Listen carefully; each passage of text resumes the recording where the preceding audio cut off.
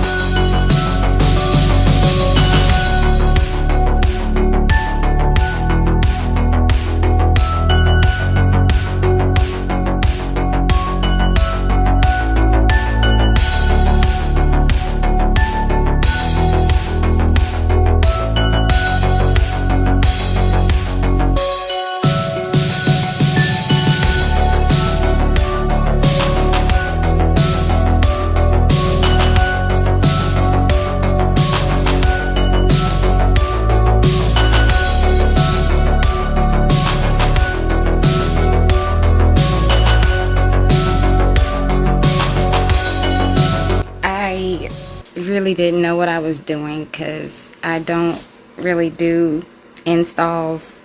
I'm a convenience type of person, and I just have never really felt like lace wigs and stuff are convenient for a girl like myself. So I didn't really finish or fully record the process of me getting this hair on my head, but it seems like I've got it on my head, you know. I've done what I needed to do. I've cut the baby hairs on this and some more stuff.